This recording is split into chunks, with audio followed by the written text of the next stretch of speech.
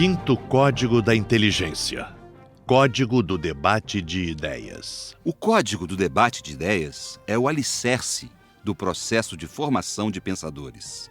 O segredo que fundamenta intelectos livres, destemidos, intrépidos, seguros, participativos. É o código que habilita a trabalhar em equipe, interagir, trocar experiências, romper o cerco da insegurança. Quem decifra o código do debate de ideias esfacela a timidez, recicla o complexo de inferioridade, supera o medo do novo, enfrenta com dignidade a crítica, tem ousadia para refazer rotas. É o código que imprime determinação e capacidade de lutar pelo que cremos e amamos. É o segredo intelectual e emocional que jamais nos permite consignar nossa liberdade de ser e nem hipotecar nossa liberdade de agir. Decifrar o código de debate é fundamental para o sucesso dos profissionais de uma empresa ou de um profissional liberal.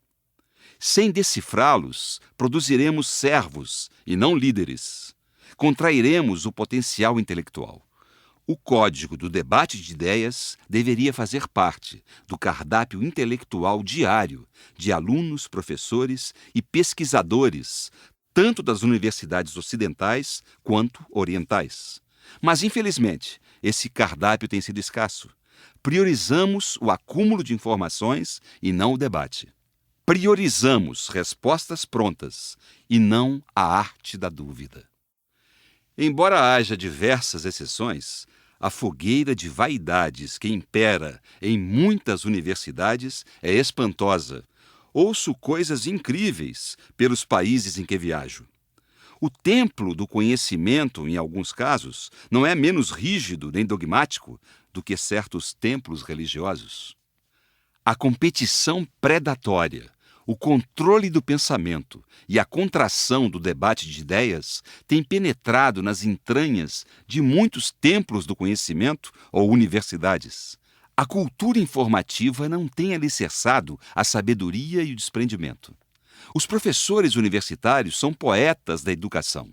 Muitos são livres, generosos, amam o debate, amam o mundo das ideias, mas o sistema educacional frequentemente está doente.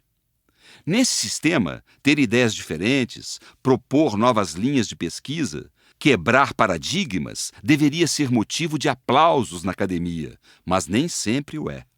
Em muitos casos, o pensamento que diz que em terra de cego quem tem um olho é rei precisa ser corrigido. É objeto de ameaça, inveja e escárnio.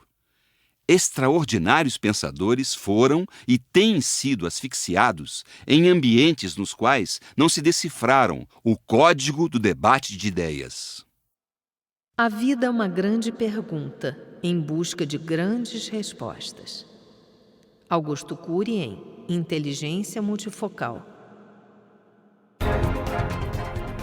O silêncio não pedagógico. Uma das coisas que mais me impressionaram quando analisei como um crítico da psicologia a inteligência de Cristo foi sua borbulhante capacidade de estimular o debate de ideias e a arte de pensar. Seus discípulos eram toscos, agressivos, rudes, instintivos, reagiam sem pensar. Eram péssimos gestores do seu psiquismo. Não tinham traços de altruísmo, nem sombra de resiliência. Mas ele se fazia pequeno para tornar os pequenos grandes.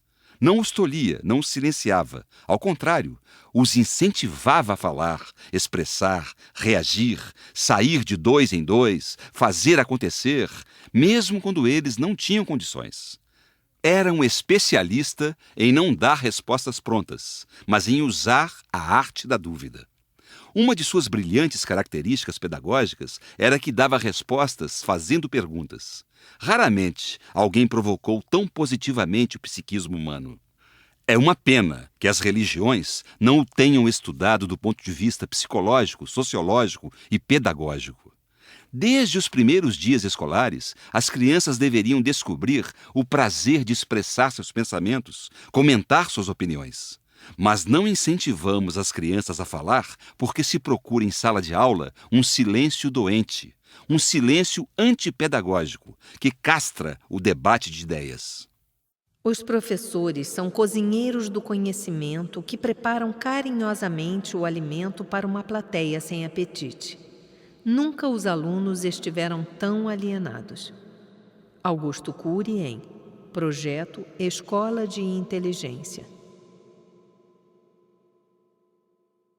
Lembre-se de que comentei sobre a oração dos sábios, o silêncio. Esse silêncio, exercido nos focos de tensão e que nos estimula a pensar antes de reagir, é altamente pedagógico, educacional. Mas o silêncio, no microcosmo da sala de aula, não educa. Claro que enquanto o professor está transmitindo as informações, o silêncio é fundamental. Mas a cada 5 ou 10 minutos, o professor deveria interromper o silêncio e provocar a mente dos alunos. Deveria perguntar, debater, estimular o pensamento e a expressão de opiniões.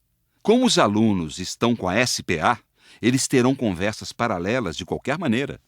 Se o professor ou professora souber usar a energia ansiosa da SPA para que seus alunos decifrem o código do debate, eles os respeitarão e admirarão. E, além disso, aguçarão sua concentração e assimilação. Aprenderão a ser pensadores e não servos do sistema social. 2 anos que as crianças ficam enfileiradas em silêncio na sala de aula produzem zonas de conflitos no inconsciente que podem perdurar a vida toda. O fenômeno RAM, registro automático da memória, produzirá inúmeras janelas killers que promoverão o complexo de inferioridade, a timidez, a retração do trabalho em equipe, a dificuldade de expressar as ideias. Raramente, alguém que frequentou por anos a fio uma escola não adoeceu em alguns aspectos do seu psiquismo. De onde provém o desconforto, a taquicardia, a perda da espontaneidade ao se levantar a mão em um anfiteatro ou em reuniões de trabalho? De onde vem o medo de enfrentar novos ambientes e novos desafios? De onde surge a necessidade doente de controlar os outros e de impor suas ideias? De onde abrolha a necessidade neurótica de estar sempre certo? E o famoso branco na memória quando somos confrontados? Das zonas de conflitos, muitas delas produzidas ou desenvolvidas no inocente ambiente das salas de aula. São raros os relatos na história de mulheres afligindo homens, mas há relatos em toda a história de homens queimando, amordaçando e apedrejando mulheres. Na atualidade, mais uma vez, o sistema masculino tortura as mulheres, imprime um padrão tirânico e de beleza. Há cerca de 50 milhões de pessoas com anorexia nervosa no mundo. Augusto Cury em A Ditadura da Beleza. O sistema falido.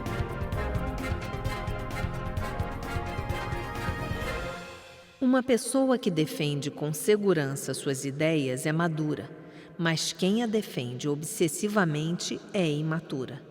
Seus inumeráveis argumentos revelam sua insegurança. Só uma pessoa verdadeiramente madura reconhece suas fragilidades e assume seus erros. Augusto Cury em O Código da Inteligência. Não me canso de dizer que os professores são os profissionais mais importantes da sociedade.